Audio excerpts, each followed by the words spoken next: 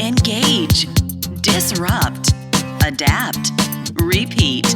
You're listening to Pure Reinvention, the podcast for curious leaders, innovators, and people who are ready for the next level and beyond. This is a wonderful topic to talk about, and a topic I think is really at the core of what Pure Reinvention is all about. And it's what we call pillar number one. Pillar number one in the Pure Reinvention process is disruption. Now, when most people hear that word, they immediately cringe and think disruption is bad. And disruption can be bad. In fact, historically, most disruption occurs because of an economic disruption in a negative way. And in fact, our cash flow has been somehow compromised. Our ability to be relevant economically and be able to make payroll and cover some of our basic expenses starts to come into question. And we begin to manage on the expense side because we have, for some reason, not focused on revenue-generating opportunities. So it forces us to deal with a disruption because we're really creatures of habit. We really would prefer for things to stay the same, and thus becomes one of the enemies of the successful business cycle, things staying the same. Really what we want to do is we want to make sure as our business cycle moves towards maturity and we start to see our growth slowing down, in fact, we may see flat or declining growth, what we really need to do is purposely and responsibly add some positive disruption into our business methodology so that we can begin to raise our relevance to our customer base. Now, if we talk about some companies who failed to do that and have become somewhat less relevant as they go on their journey, most recently we would talk about companies like Radio Shack. We would also talk about companies like Kodak, or perhaps the Kmart-Sears relationship, or perhaps a lot of modern retailers and malls who are really beginning to see a mature cycle and perhaps an interest from consumers to purchase in a different way. Now, those are individual companies who need to start dealing with disruption because their positive revenue stream has been affected negatively. And perhaps many associations who have seen flat or declining revenues would be in the same cycle where now we're forced to manage on the expense side. But disruption doesn't need to be negative. Disruption, in fact, can be very positive. Let's think about Apple Computer. Apple Computer, on an ongoing basis, brings in new product development, which in a way displaces their old products as people are constantly replacing old products with new, thereby creating always additional new revenue streams. We have companies like Uber that are starting to challenge the old,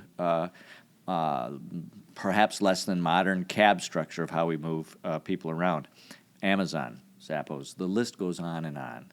The point is, in the association world, are we going to be disrupted in our maturity, or are we going to start to create some sort of disruptive force that allows us to constantly reinvent our products and services to our customers and add value?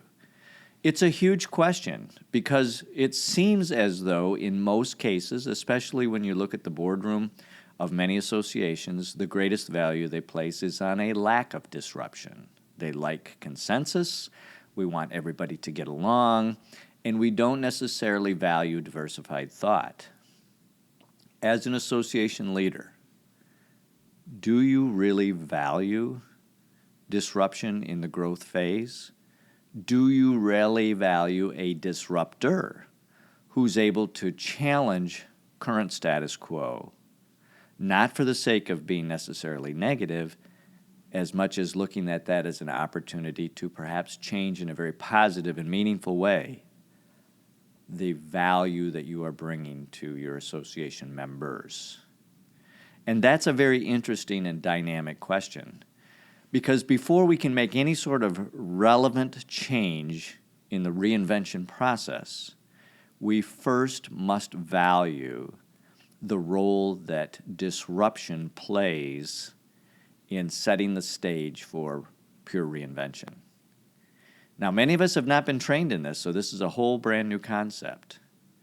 But I think many who've gone through this phase will agree, without some form of disruption to cause us to think differently, our new opportunities would not have existed. And thank God we have new opportunities now to look at. The city of Detroit is no different. The city of Detroit has gone through a very long, slow, and agonizing decline in its population base. Fortunately, we saw a disruption called a bankruptcy, along with a very stressed cash flow situation, which forced Detroit to make some different decisions. Because of that, Detroit is now on the upswing. Because of that, we have so many new and different dynamics happening to fuel Detroit's growth. It won't be just one thing. It will be a lot of things because of the disruptive force of changing the pattern of decline to allow for the opportunity of growth. So my question to you is, are you ready to bring some disruption into the current status quo of your association to allow for the opportunity to growth? That is why we have made disruption step number 1 in the pure reinvention process, not as something to fear, but as something to truly allow us to enter into our next growth phase. Thank you for inviting us to come in and be a part of your world for these last few minutes. Value the role of disruption as you look at reinvention. Make sure you follow us through our website, www.purereinvention.com. Sign up for our mailing list. Follow us on Facebook. Join us on Twitter. Most of all, consider joining our community, where you can learn from all of us as we look at the opportunities that pure reinvention allows. Until next time.